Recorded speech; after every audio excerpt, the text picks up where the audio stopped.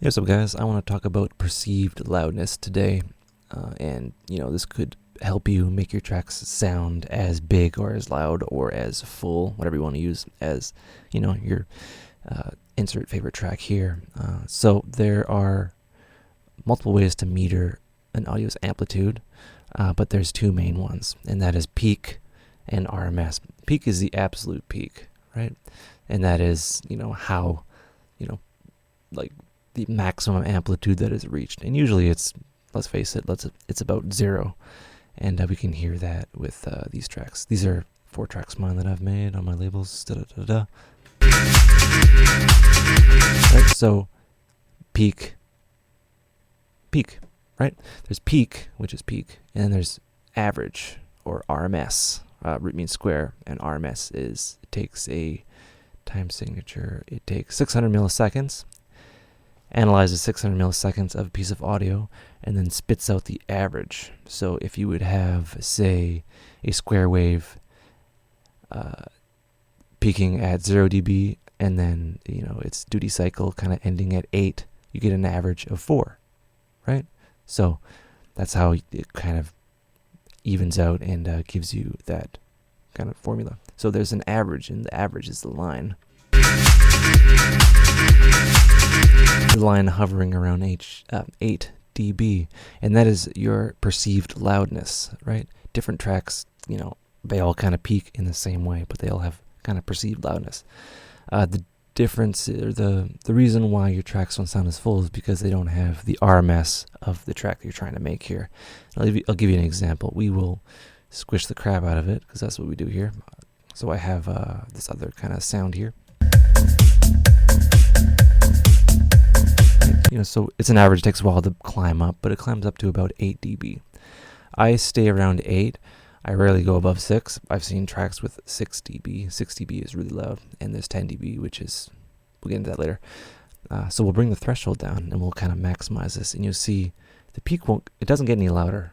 It doesn't go above 0 dB, but the dynamics get squished, and you get a perceived loudness. And you'll notice as it gets perceivably louder, the RMS goes up. So excuse your ears.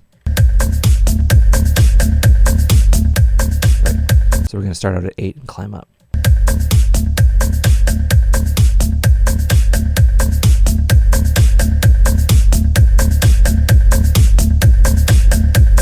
All right, so we're maximizing it, still staying at about 0, but the dynamics are being squished, and we're up to 6 dB of RMS, and it became perceivably louder.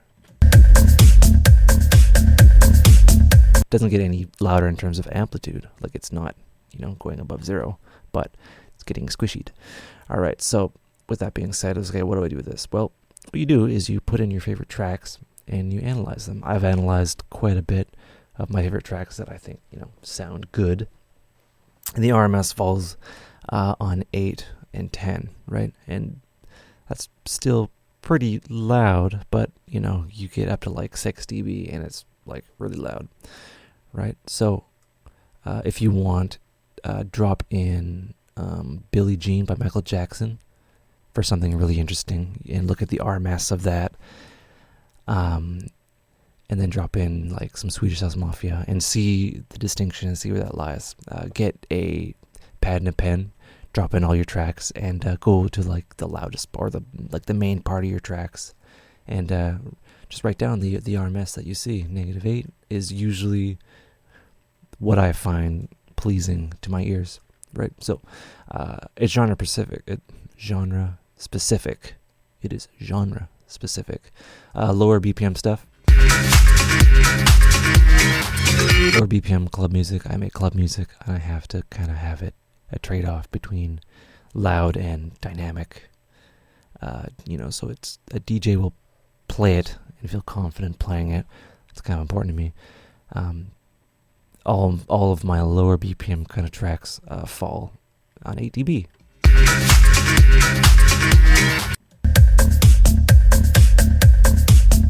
They fall on -8 dB, and that's a good guideline. If you want Uncle Sadwick's opinion here. So when you get into like other styles, like uplifting trance, something very interesting happens. So this might blow your mind a tiny bit. So you have this right here,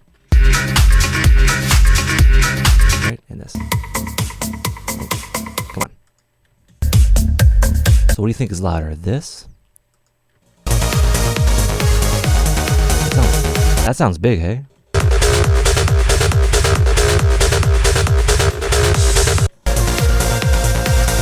So, do you think these two purple tracks are louder than these? Not necessarily the case. Remember, these are 8 dB, right? These red ones? So what do you think these are? I think these are 6 dB of RMS, right? We'll do 8 again. I'll do this one. 8 dB, what do you think these are? I think these might be 6. Well, let's see.